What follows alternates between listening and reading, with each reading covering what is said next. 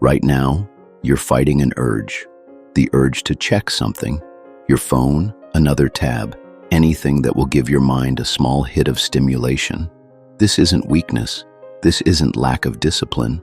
This is what Carl Jung identified as the most dangerous addiction of the human psyche. You're not addicted to your phone. You're not addicted to social media. You're addicted to avoiding the one thing that could actually transform your life. Yourself.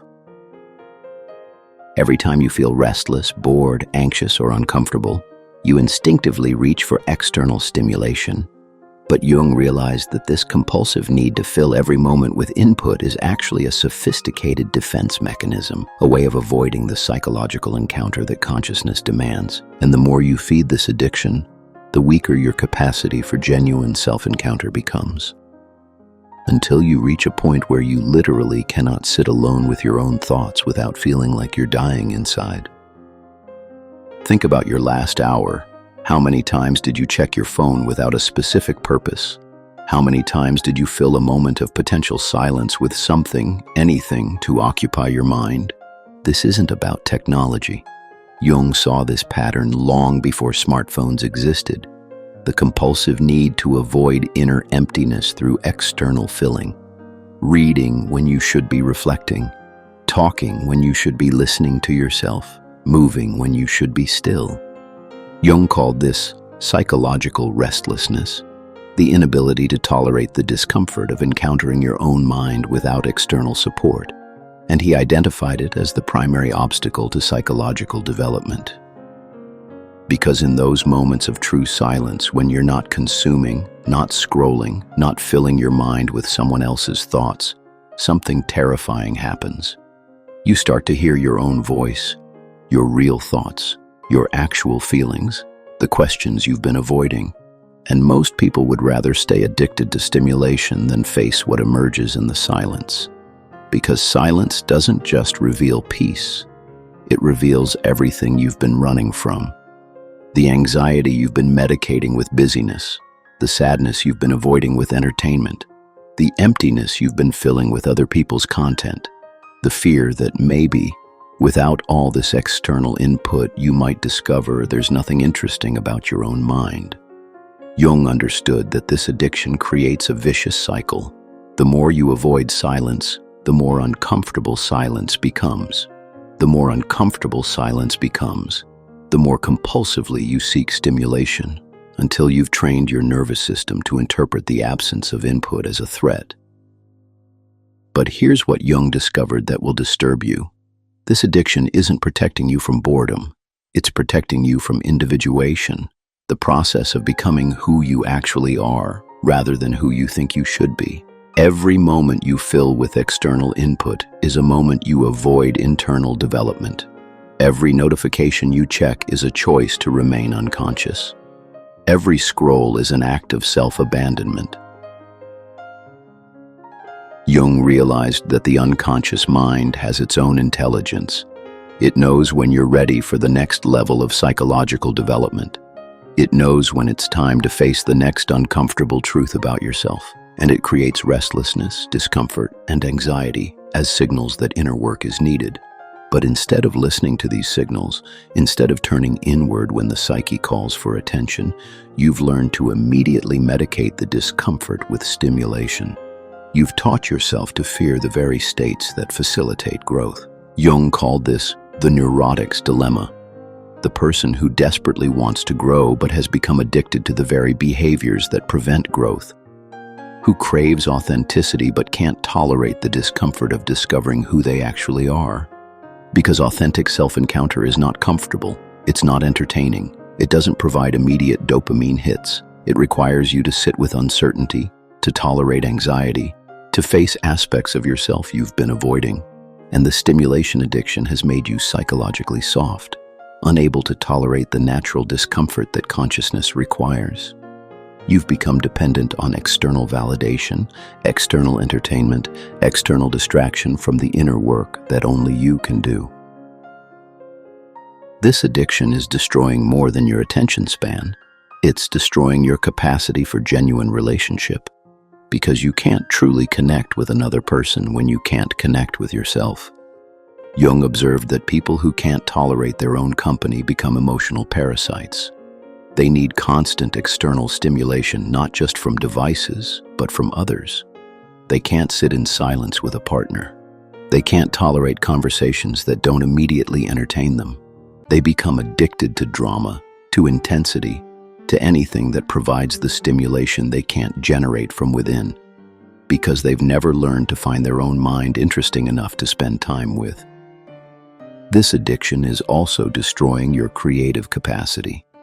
Jung understood that creativity emerges from the encounter between consciousness and the unconscious. But this encounter requires silence, patience, the willingness to sit with not knowing. When you immediately fill every moment of potential boredom with input, you never create space for original thought. You become a consumer rather than a creator, a reactor rather than an originator. Your thoughts become increasingly shaped by what you consume rather than what you discover.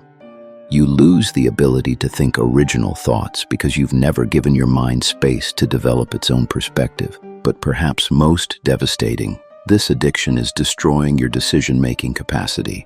Jung emphasized that good decisions require you to consult your inner wisdom. But if you can't tolerate silence long enough to hear your own intuition, you become dependent on external validation for every choice. You start making decisions based on what others might think, rather than what feels authentic to you. You lose contact with your own values, your own desires, your own sense of direction, and eventually, you wake up living someone else's life, following someone else's path, pursuing someone else's version of success, because you never spent enough time in silence to discover what you actually wanted. But Jung discovered something that will change everything about how you see silence. The discomfort you feel when you stop seeking stimulation isn't a problem to be solved. It's information to be received. That restlessness, that anxiety, that sense that you should be doing something else, these aren't signs that you need more stimulation. They're signs that your psyche is trying to communicate with you. Jung's method was radically simple. Instead of immediately reaching for stimulation when discomfort arises, you pause, you breathe, you ask, what is this feeling trying to tell me? Sometimes the restlessness is telling you that you're avoiding a difficult conversation. Sometimes the anxiety is alerting you to a decision you need to make. Sometimes the boredom is revealing that you're not living according to your authentic values. But you can only receive this information when you're willing to sit with the discomfort long enough for it to speak.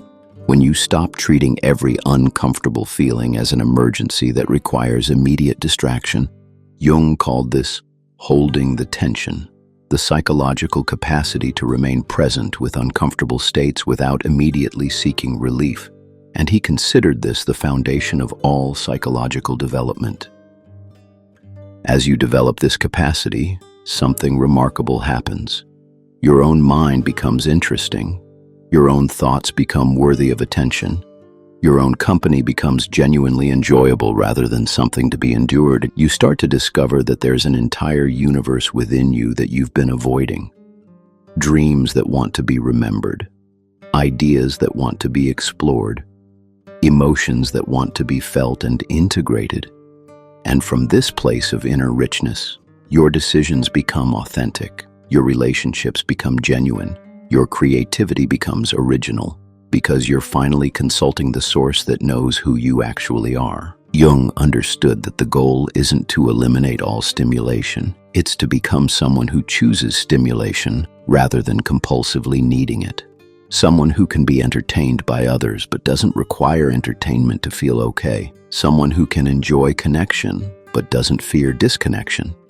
Someone who can appreciate input but doesn't depend on it for psychological survival.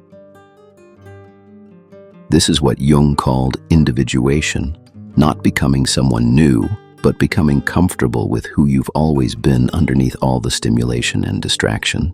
It starts with one moment when you feel the urge to check, to scroll, to fill the silence, and instead you pause, you breathe. You stay present with whatever is actually happening in your inner world. This requires courage, because you've been avoiding yourself for so long that encountering your own mind feels foreign, even threatening. But Jung knew that everything you've been avoiding is also everything you need to integrate to become whole. The anxiety you've been medicating reveals the changes you need to make. The sadness you've been avoiding reveals the losses you need to grieve. The emptiness you've been filling reveals the authentic desires waiting to be discovered. And in the silence that you once feared, you discover something extraordinary. You discover that you are enough, that your own mind is fascinating, that your own company is genuinely enjoyable. You discover that the peace you've been seeking through stimulation was always available within you. The entertainment you've been craving through consumption was always available in your own creativity. The connection you've been desperate for through others was always available in your relationship with yourself. Jung called this the return to the self. Not the ego that needs constant stimulation, but the deeper self that is content with its own being. The self that can sit in silence without anxiety, make decisions without external validation, and find meaning without constant input. And from this place of inner fullness, your relationships transform. Because you're no longer seeking stimulation from others, you can actually see them. You're no longer avoiding yourself through them, so you can genuinely connect with who they are. Your creativity explodes. Because you're no longer consuming others' ideas compulsively, your own ideas have space to emerge. You're no longer reacting to external input constantly, so you can respond from your authentic center. The addiction that once controlled you becomes a choice you make consciously. You can enjoy stimulation when it serves you, but you no longer need it to feel okay with being alive. Jung knew that this journey from compulsive stimulation to conscious solitude is the path from neurosis to psychological health, from fragmentation to wholeness, from addiction to freedom. The question isn't whether you're addicted to stimulation. If you've made it this far in the video, you already know you are. The question is whether you're ready to discover what lies beneath the addiction. Whether you're ready to find out who you are when you're not constantly consuming, constantly checking, constantly filling the silence with noise. Jung's promise was simple. On the other side of your addiction to avoiding yourself lies the person you've always been capable of becoming. The person who doesn't need external validation because they know their own worth. Who doesn't need constant entertainment because they find their own mind endlessly fascinating. Who doesn't need to avoid silence because they've discovered that in the silence they're not alone. They're finally home.